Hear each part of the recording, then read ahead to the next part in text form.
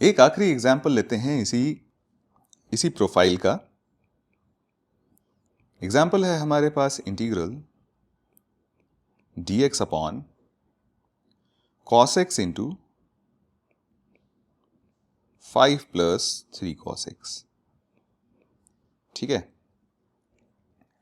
अब देखिए ये हमारे लिए एक्सप्रेशन डायरेक्टली उस फॉर्म का तो नहीं दिख रहा, हाँ, लेकिन हम इसको थोड़ा मैनिपुलेट करके, थोड़ा मॉडिफाई करके उस फॉर्म में ज़रूर बना सकते हैं।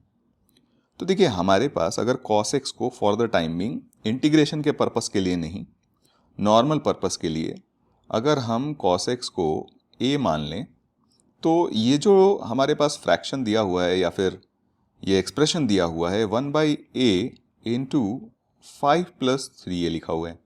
मैं चाहता हूँ ये अलग अलग फ्रैक्शंस बन जाए, है ना।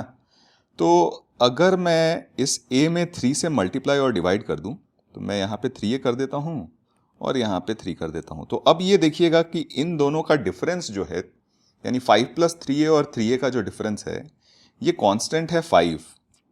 ठीक है, तो अगर मैं इसको इस तरीके से लिखूं कि 5 प्लस 3a माइनस 3a, ठीक है, 3 एक पहले से था तो 3 यहाँ रहने देते हैं और इसको 5 से डिवाइड कर देते हैं, तो ये बन जाएगा 3a इंटू 5 प्लस 3a। देखिए एक्सप्रेशन बिल्कुल सही है। और अब हम इसको अगर अलग अलग फ्रैक्शंस में सेपरेट करें, तो ये कुछ इस तरीके से बन जाएगा कि 1/3a और माइनस 1/5 प्लस 3a, है ना। तो ये हमारे लिए बड़ा बेनिफिशियल हो गया अगर हमने इसको इस तरीके से मैनिपुलेट कर लिया तो। ठीक है, यानी अब हमारा इंटीग्रल जो होगा वो कुछ इस तरीके से दिखेगा, 3/5 टाइम्स 1/3a यानी 1/3 cos x minus 1/5 plus 3a यानी 5 प्लस 3 cos x। ठीक है, ये हमारे लिए रिलेटिवली आसान हो गया।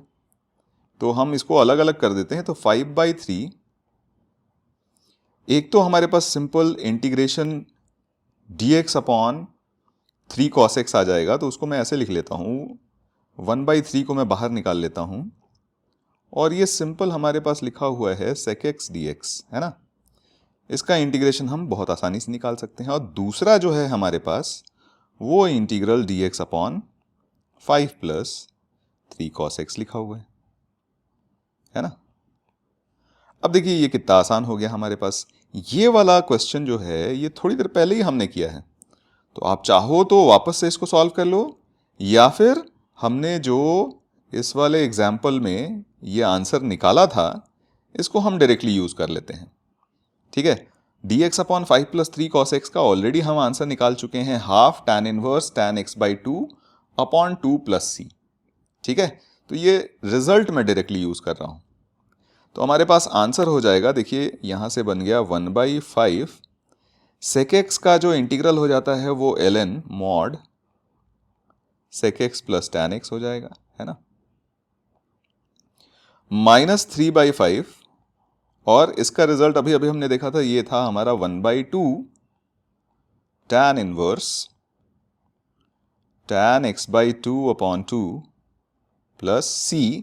थोड़ा रीअरेंज करके लिखें और फाइनल सिंप्लीफाइड फॉर्म में लिखें, तो ये बन जाएगा 1/5 mod ln mod sec x plus tan x, और यहां बन गया आपका minus 3/10 tan inverse tan x/2 upon 2 plus c, और ये हमारा फाइनल आंसर हो जाएगा इस क्वेश्चन का। ठीक है, तो यहां से ये क्लियर हो गया कि इस प्रोफाइल के क्वेश्चंस जो होते हैं dx upon a plus B sine x, या फिर dx upon a plus B cos x, या फिर dx upon a plus B sine x plus c cos x, इस तरह के प्रोफाइल के जो क्वेश्चन होते हैं उसको सॉल्व करने के लिए हम लोग क्या करते हैं, साइन और कॉस दोनों को ही tan x/2 के फॉर्म में एक्सप्रेस करते हैं एंड देन इंटीग्रल को सॉल्व करने की कोशिश करते हैं। ठीक है।